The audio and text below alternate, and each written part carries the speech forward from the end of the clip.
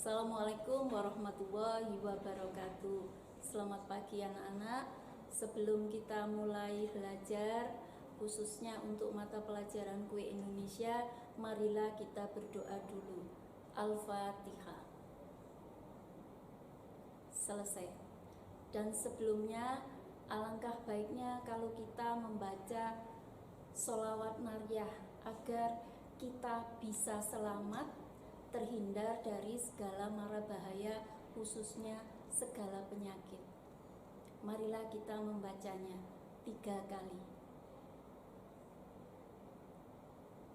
Sudah, sekarang kita mulai pelajaran Kue Indonesia. Mengenai kelanjutan dari kemarin, yaitu mengenai bahan-bahan yang digunakan untuk pembuatan kue Indonesia. Adapun bahan pokok, bahan cair, kemudian bahan penambah rasa dan warna, aroma, terakhir bahan tambahan.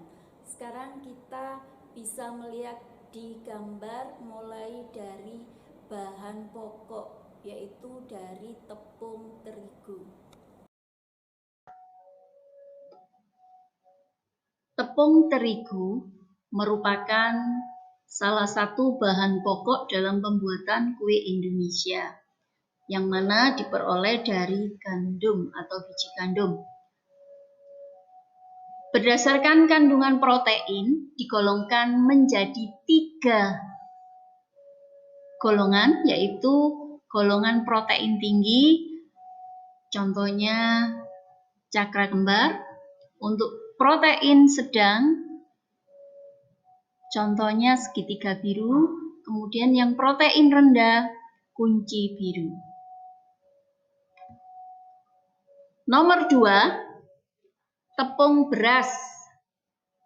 Tepung beras yang baik adalah yang baru ditumbuk. Tapi sekarang sudah banyak tepung kering atau tepung yang jadi dijual di pasaran. Kita sering menggunakan dengan tepung beras Rose Bran, ya. Berikutnya tepung ketan, sama, yaitu alangkah baiknya kue-kue Indonesia yang terbuat dari tepung ketan itu yang baru ditumbuk. Insya Allah nanti hasilnya lebih baik. Nomor 4, tepung tapioka atau kanji. Ini yang ada mereknya juga ada, dengan merek Rose Bran. Awas keliru dengan tepung beras, karena gambarnya merah. Dari saripati ketela pohon. Bisa digunakan untuk kue-kue tradisional seperti kue pepe sebagai bahan pengental dan perekat. Nomor 5, tepung maizena dibuat dari saripati biji jagung. Bisa untuk mengentalkan sup, membuat cookies, makanan lain menjadi lebih lembut. Berikutnya umbi-umbian yang sering kita gunakan, yaitu ubi kayu atau singkong, ubi jalar, talas, garut, ganyong, serta kentang. Berikutnya padi-padian yang sering digunakan untuk kue-kue Indonesia, diantaranya beras, beras ketan, jagung. Bahan-bahan ini dapat digunakan dalam bentuk utuh, menir, atau tepung. Bahan utama kacang-kacangan yang sering digunakan untuk kue-kue Indonesia: kacang tanah, kacang kedelai, kacang hijau, kacang merah, kacang tunggak atau kacang tolo. Berikutnya buah-buahan. Ada buah nangka, ada durian, ada pisang. Untuk kue-kue Indonesia biasanya menggunakan pisang raja atau pisang kepok atau pisang ambon. Berikutnya labu kuning. Dalam bahasa Jawanya waluh kuning. Untuk buah nangka dan durian pada umumnya digunakan untuk menambah rasa dan aroma. Sedangkan buah-buahan yang asam atau tidak enak dikonsumsi dalam kondisi mentah biasanya diawetkan, yaitu diolah menjadi manisan atau asinan. Bahan cairan. Bahan cairan bisa air kelapa, atau santan. Air yang digunakan dalam pembuatan adonan kue Indonesia berupa bisa air dingin, air suam-suam kuku, air mendidih, air es. Berikutnya tergantung jenis bahan dasar yang digunakan. Contoh dalam pembuatan klepon. Nah, ini menggunakan tepung ketan dan digunakan air suam-suam kuku. Kalau terlalu panas, dia tidak bisa dibentuk, tidak bisa dipulung. Kalau terlalu dingin, juga tidak bisa dibentuk. Air kelapa. Air kelapa harus segera digunakan dalam keadaan segar karena cepat rusak, berlendir atau basi, ya, rasa asam akibat di sekitar suhu panas. Adapun kandungan di dalam air kelapa yaitu menghasilkan CO2 pada proses fermentasi sehingga cocok untuk pembuatan adonan beragi seperti kue apem atau kue mangkok, seperti pada gambar di samping. Berikutnya santan. Santan digunakan ada 3 macam, santan kental, santan berminyak, santan cair. Santan kental kalau ingin mendapatkan kentalnya bisa direbus dulu, kemudian didinginkan sebentar, diambil bagian atasnya.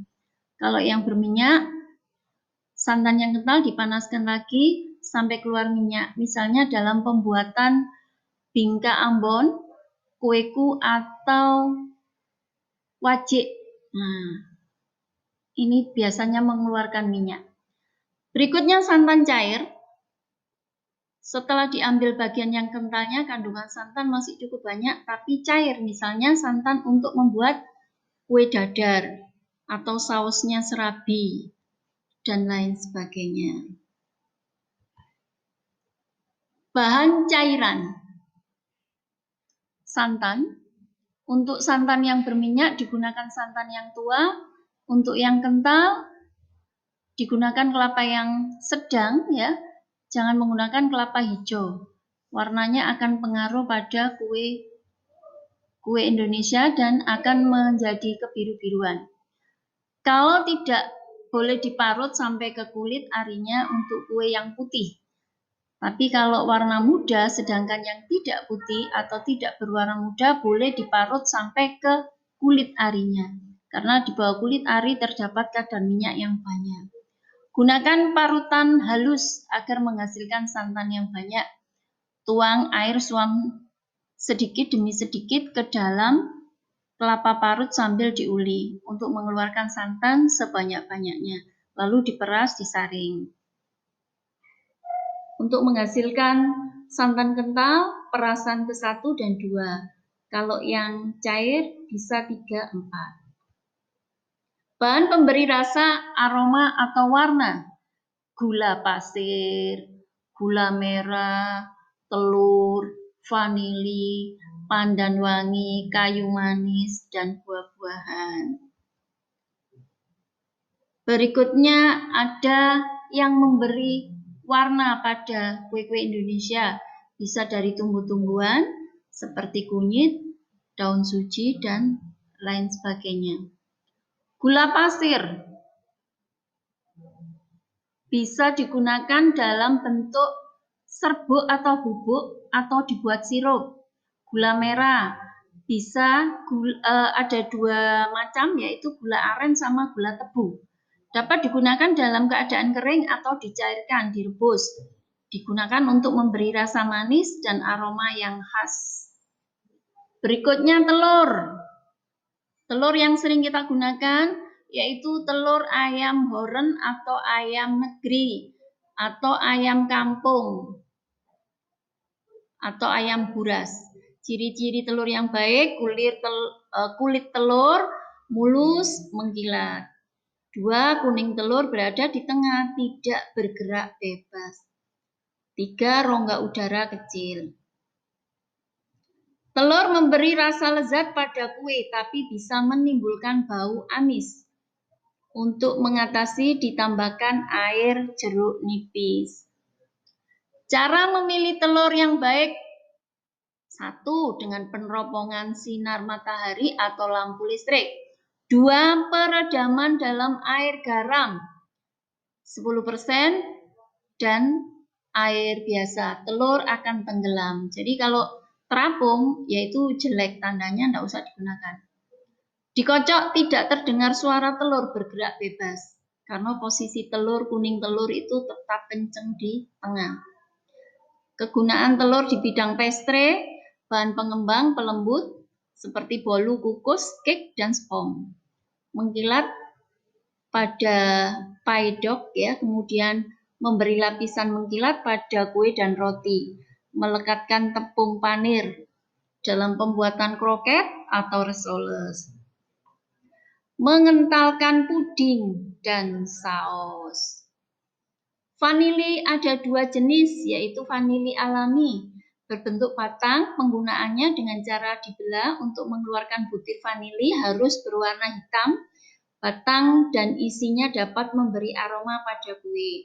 Kalau yang nomor 2, yaitu vanili sintetis buatan. Bisa berbentuk cairan atau esense atau serbuk. Penggunaan vanili terlalu berlebihan dapat menimbulkan rasa pahit. Perbedaan cara menggunakan vanili alami atau sintetis. Kalau alami, agar aroma keluar maksimal, direbus dengan api kecil. Kalau vanili sintetis, penggunaannya terakhir karena akan aromanya keluar kalau terlalu lama. Berikutnya, kayu manis digunakan dalam bentuk batang atau serbuk. Serbuk dapat mempengaruhi warna kue, kecoklatan. Buah-buahan, jenis buah yang memberi rasa aroma di antara nangka dan durian, biasa juga sebagai bahan campuran kue. Tumbuh-tumbuhan, daun suji, menghasilkan warna hijau dengan aroma yang harum. Bunga telang, warna biru. Bunga srigading menghasilkan warna kuning, tetap rasa agak pahit. Bunga sepatu menghasilkan warna merah. Kunyit, pewarna pada makanan Indonesia yang sering digunakan, mempunyai fungsi sebagai pewarna dan pengawet. Biasanya untuk bingka Ambon, ya, kemudian untuk nasi kuning. Bahan-bahan tambahan seperti garam, lemak, margarin, serta minyak goreng. Dan terakhir adalah susu. Garam, ada garam dapur, ada garam meja atau garam halus. Berikutnya lemak, macam-macam lemak, ya, shortening untuk dalam pembuatan patisserie. Margarin merupakan mentega sintetis terbuat dari lemak nabati. Ada yang asin, ada yang tawar, sebagai pengganti mentega atau butter. Bahan baku pembuatan adalah minyak cair, minyak nabati, kelapa, kelapa sawit, biji jagung, kedelai, dan kacang. Minyak goreng shortening berbentuk cair, titik leleh rendah. Berikutnya susu, merupakan suatu emulsi dari bagian-bagian lemak yang sangat kecil dalam larutan protein cair, gula, dan mineral. Emulsi suatu larutan yang stabil dari lemak, air, dan bahan-bahan lainnya. Susu digolongkan menjadi 3, susu murni atau susu segar, berikutnya susu kental manis. Ini sudah diawetkan ya. Demikian juga dengan susu kering atau susu bubuk. Ini ada suatu proses pengawetan.